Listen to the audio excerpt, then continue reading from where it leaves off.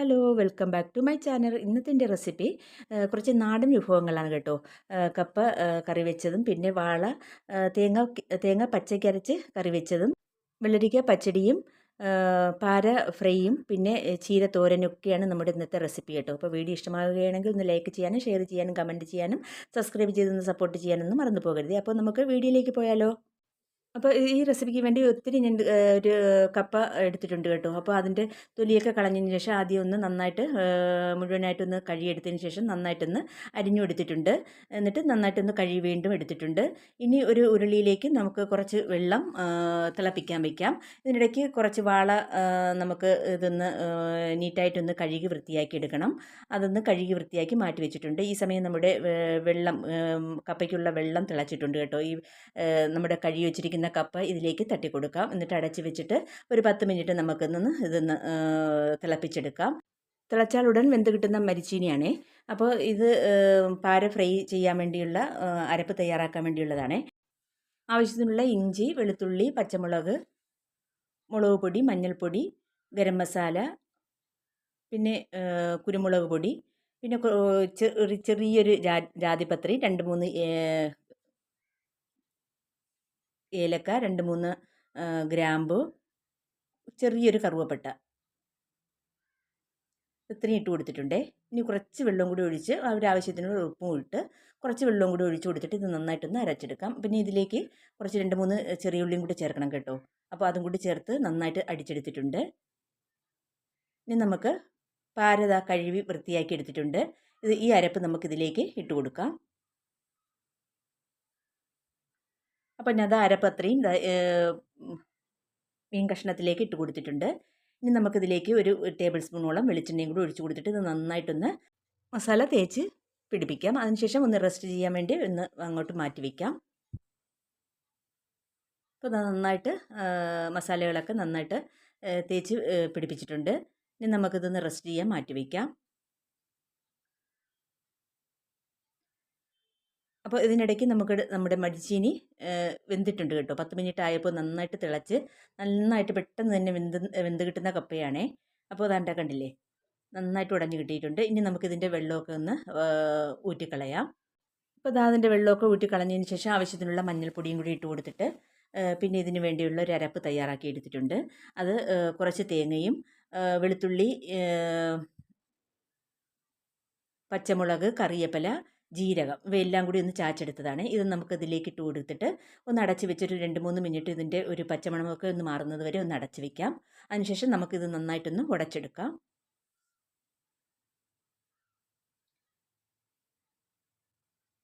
ആവശ്യത്തിനുള്ള വെള്ളം ഒഴിച്ചു കൊടുക്കുക. വളരെ കട്ടിയല്ല, നല്ല ലൂസും അല്ലാത്തൊരു രീതിയിലാണ് ഞാനിത് കപ്പ തയ്യാറാക്കിയെടുക്കുന്നത്. ഇപ്പോൾ ഇതാ നന്നായിട്ട് ഉടച്ചെടുത്തിട്ടുണ്ട്. ഇത് നമുക്കങ്ങോട്ട് മാറ്റി വയ്ക്കാം.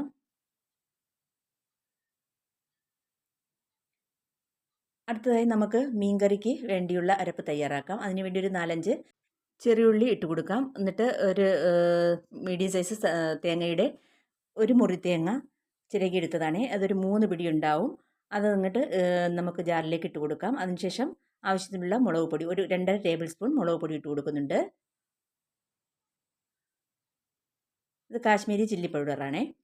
അതിനുശേഷം 1 ടീസ്പൂൺ മഞ്ഞൾപ്പൊടി, ഇതിലേക്ക് 2-3 ചെറിയ ഉള്ളിയും കൂടെ ഇട്ട് കൊടുത്തിട്ടുണ്ട്. ചെറിയ ഉള്ളി എത്രത്തോളം ചേർക്കുമോ അത്രത്തോളം നല്ല ടേസ്റ്റാണ് കേട്ടോ ഈ പച്ചയ്ക്ക് അരച്ച് വയ്ക്കുന്ന മീൻകറിക്ക്.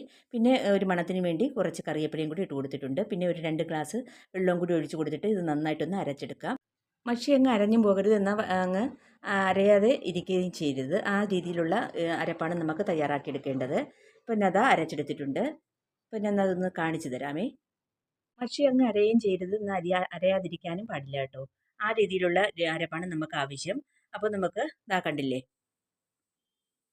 ഇതേ രീതിയിൽ അരച്ചെടുക്കുക. ഇനി നമുക്കൊരു ചട്ടിയിലേക്ക് ഇത് ഒഴിച്ചു കൊടുക്കാം. അതിനുശേഷം ജാറും കൂടി കഴുകി അതും കൂടി ആ വെള്ളവും കൂടി ഒഴിച്ചു കൊടുക്കാം.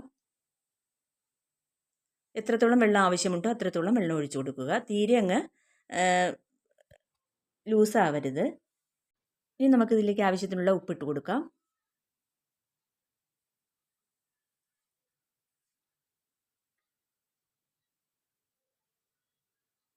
എന്നിട്ട് നന്നായിട്ടൊന്ന് ഇളക്കി കൊടുക്കുക.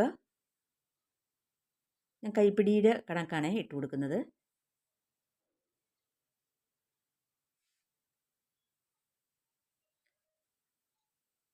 ഇനി നമുക്ക് ഗ്യാസ് അടുപ്പിലേക്ക് വെച്ച് കൊടുക്കാം. ഒരു ഹൈ ഫ്ലെയിമിലിട്ട് ഒരു 5 മിനിറ്റ് നമുക്ക് നന്നായിട്ടൊന്ന് തിളപ്പിച്ചെടുക്കാം. ആവശ്യത്തിനുള്ള പുളി വെള്ളം ഒഴിച്ചു കൊടുക്കാം കേട്ടോ. മാങ്ങയും തക്കാളിയൊക്കെ ഇടുന്നില്ലെന്നുണ്ടെങ്കിൽ ആവശ്യത്തിനുള്ള പുളിവെള്ളം ഒഴിച്ചു കൊടുക്കാം. ഞാനിപ്പോൾ നല്ല പുളിയുള്ള മാങ്ങയും പിന്നെ ഒരു തക്കാളിയൊക്കെ ഇട്ട് കൊടുക്കുന്നുണ്ട്. അതുകൊണ്ട് അതിനനുസരിച്ചുള്ള പുളിവെള്ളമേ ഒഴിച്ചു കൊടുക്കുന്നുള്ളൂ. എന്നിട്ട് അടച്ച് വെച്ചിട്ട് ഹൈ ഫ്ലെയിമിൽ വെച്ച് ഒരു 5 മിനിറ്റ് ഇത് തിളപ്പിച്ചെടുക്കണം. അപ്പോൾ അത് നന്നായിട്ട് കറി തിളച്ച് വന്നിട്ടുണ്ട്. ഇനി നമുക്ക് കഴുകി വൃത്തിയാക്കി വെച്ചിരിക്കുന്ന വാളമീൻ ഇതിലേക്ക് ഇട്ട് കൊടുക്കാം. അപ്പോൾ അതാ കഷ്ണങ്ങളെല്ലാം എന്താ ഇട്ട് കൊടുത്തിട്ടുണ്ട്. ഇനി അടച്ച് വെക്കാം. വീണ്ടും ഒന്ന് തിളപ്പിച്ചെടുക്കുക. ഒരു 2 മിനിറ്റ് കഴിയുമ്പോൾ നമുക്കിതൊന്ന് തുറന്നിട്ട് ഇതിലേക്ക് തക്കാളിയും പിന്നെ 2-3 പച്ചമുളക് കീറിയതും ഇട്ട് കൊടുത്തിട്ട് ഒന്ന് ഇളക്കി കൊടുക്കുക. ഉപ്പൊക്കെ കറക്റ്റ് ഉണ്ടോ എന്നൊന്ന് നോക്കുക കേട്ടോ. ഇനി നമുക്കിതിലേക്ക് തുറന്നിട്ട് കുറച്ച് മുരിങ്ങക്കോലും പിന്നെ പുളിയുള്ള മാങ്ങയും കൂടി കട്ട് ചെയ്ത് അതും കൂടി ഇട്ട് കൊടുക്കാം. 2-3 കതിര് കറിവേപ്പില വെച്ച് കൊടുക്കാം. അതിനുശേഷം ആവശ്യത്തിനുള്ള ഉലുവ വറുത്ത് പൊടിച്ചത് അതും കൂടി ഇട്ട് കൊടുക്കാം. ഒരു 1.5 ടീസ്പൂൺ ഉലുവപ്പൊടി ഞാൻ ഇട്ട് കൊടുക്കുന്നുണ്ട്. നല്ല മണമാണ് കേട്ടോ. ഉലുവ വറുത്ത് പൊടിച്ച് ഇതുപോലെ വെച്ച് നമ്മൾ കറിക്ക് ചേർക്കുമ്പോൾ. എന്നിട്ട് അടച്ച് വെച്ചിട്ട് ഒരു 2 മിനിറ്റ് കൂടി വീണ്ടും ഒന്ന് തിളപ്പിച്ചെടുക്കുക. അപ്പോൾ നമ്മുടെ കറിയൊക്കെ ഏകദേശം വറ്റിയിട്ടുണ്ട്. കറി വറ്റാറാകുമ്പോൾ ഇതുപോലെ ഒന്ന് ചട്ടി ഒന്ന് ചിറ്റിച്ച് വെച്ച് കൊടുക്കുക. 2-3 പ്രാവശ്യം ഇതുപോലെ ഒന്ന് ചെയ്ത് കൊടുത്താൽ മീൻ നന്നായിട്ടൊന്ന് പൊടിയാതെ കിട്ടും കേട്ടോ. കുറച്ച് ടേസ്റ്റിന് വേണ്ടി ഒന്ന് പച്ച വെളിച്ചെണ്ണയോ അല്ലെങ്കിൽ കടുക് താളിച്ചോ ഒഴിച്ചു കൊടുക്കാം. ഇതിലേക്ക് വറ്റൽമുളക്, കറിവേപ്പില, ചെറിയ ഉള്ളി പിന്നെ കടുക് ഇതെല്ലാം കൂടി പൊട്ടിച്ചെടുത്തതാണ്. ഇത് നമുക്ക് ഒഴിച്ച് എടുത്തിട്ട് ഫ്ലെയിം ഓഫ് ആക്കിയിട്ട് അടച്ച് വെച്ചിട്ട് ഒന്ന് അതിൻ്റെ നെയ്യൊന്ന് തെളിയുന്നത് വരെ ഒന്ന് വെയിറ്റ് ചെയ്യാം. നല്ല ടേസ്റ്റ് ആയിട്ടുള്ളൊരു തേങ്ങ പച്ചക്കരച്ച് വെച്ചെടുത്ത വാളക്കറിയാണ്. എല്ലാവരും ഇതുപോലെ ഒന്ന് ട്രൈ ചെയ്യുക. ഒരു 5 മിനിറ്റ് നേരം അടച്ച് വെച്ചിട്ട് അതിൻ്റെ ചൂടൊക്കെ മാറിയതിന് ശേഷം ഞാൻ കാണിച്ചു തരാം. കണ്ടില്ലേ, നെയ്യൊക്കെ നന്നായിട്ട് തെളിഞ്ഞ് കിട്ടിയിട്ടുണ്ട്. നല്ല ടേസ്റ്റ് ആണ് ഇതുപോലെ കറി വെച്ചാൽ. അപ്പോൾ എല്ലാവരും ഒന്ന് ട്രൈ ചെയ്യുക. ഇത് കപ്പക്കറിയിലൂടെ ഒക്കെ കഴിക്കാൻ പറ്റിയ അടിപൊളിയായിട്ടുള്ളൊരു മീൻ കറിയാണ് കേട്ടോ.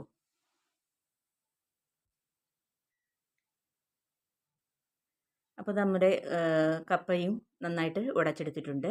ഇനി നമുക്ക് ഒരു പാത്രത്തിലേക്ക് ഇതൊന്ന് സെർവ് ചെയ്യാം. കുറച്ച് കപ്പ കറി കോരി വെച്ചതിന് ശേഷം അതിലേക്ക് നമുക്ക് പച്ചക്കരച്ച് നല്ല താളിച്ചെടുത്ത വാളക്കറി വെച്ച് കൊടുക്കാം.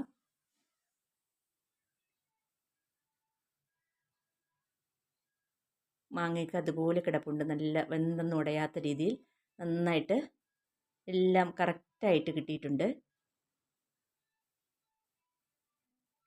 അപ്പോൾ അതാ മീൻകറി ഞാൻ കോരി ഒഴിച്ചിട്ടുണ്ട്. ഇനി നമുക്കിതിൻ്റെ സൈഡിലായിട്ട് കുറച്ച് ചീരത്തോരൻ വെച്ച് കൊടുക്കാം കേട്ടോ. ചീരത്തോരനും കൂടെ വെച്ച് കൊടുത്തിട്ട് നമ്മൾ വറുത്ത് കോരി എടുത്ത വെള്ളരിക്ക പച്ചടിയും കൂടി വെച്ച് കൊടുക്കുന്നുണ്ട്. അപ്പോൾ നമ്മുടെ നാടൻ വിഭവമായ കപ്പക്കറിയും വാള കറിയും പിന്നെ ഫ്രൈയും ചീരത്തോരനും വെള്ളരിക്ക പച്ചടിയൊക്കെ റെഡി ആയിട്ടുണ്ട്. എല്ലാവരും ഇതുപോലെ ഒന്ന് ട്രൈ ചെയ്യുക കേട്ടോ. അപ്പോൾ നമ്മുടെ നാടൻ വിഭവമായ കപ്പയും മീൻകറിയും ചീരത്തോരനും പച്ചടിയും ഫ്രൈയും എല്ലാം കൂടെ കൂട്ടി ഒന്ന് കഴിച്ച് നോക്കാം കേട്ടോ. വളരെ ടേസ്റ്റി ആയിട്ടുള്ളൊരു നാടൻ വിഭവമാണ്. എല്ലാവരും ഒന്ന് ട്രൈ ചെയ്യുക. വീഡിയോ ഇഷ്ടമായാൽ ലൈക്ക് ചെയ്യാനും ഷെയർ ചെയ്യാനും കമൻറ്റ് ചെയ്യാനും സബ്സ്ക്രൈബ് ചെയ്തൊന്ന് സപ്പോർട്ട് ചെയ്യാനൊന്നും മറന്നു പോകരുതേ. ഇതുപോലെ അടുത്ത വീഡിയോസുമായി വീണ്ടും കാണാം. അതുവരേക്കും എല്ലാവർക്കും താങ്ക്